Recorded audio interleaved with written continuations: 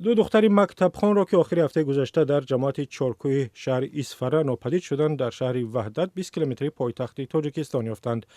مدینه عبدالهادی زاده و رحیمه اهل‌الدین زاده در صنف هشتم مکتب دهه خالصان جماعت چارکوه می‌خوانند.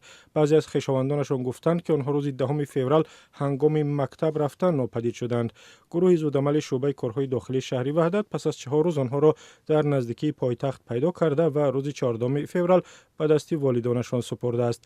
یک مسئول شعبه کارهای داخلی شهر وحدت به رادیو آزادی گفت مدینه و رحیمه در بیاناتشان ذکر کردند که گویا آنها را افرادی ناشناس به ماشین سوار کرده تا وحدت آوردند، اما جزئیات چگونه از یک دهه دوردست ایسفره تا به وحدت رسیدن آنها معلوم نیست. همچنین روشن نیست افرادی که آنها را به وحدت آوردند کیها هستند. در شعبه کارهای داخلی وحدت نیز گفتند حادثه تفتیش می شود و به خاطر خلل وارد نشدن به جریان تفتیش از ارائه جزئیات بیشتر خودداری می کنند.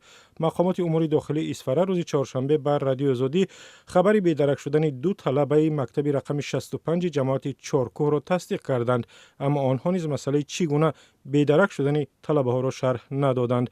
اما عبدالودود سفرов یک ساکن جماعت چارکوه روز 14 فوریه بر رادیو آزادی گفت 4 روز باز جستجوی دختران ادامه داشت و افزود در جماعت آنها آوازهای در گردش بود که گویا دختران را افرادی ناشناس ربوده در عوض از والدانشان 1 میلیون روبل روسی طلب کردند، ادعایی که در شعبه کارهای داخلی شهر ایسفره بی اساس نامیدند.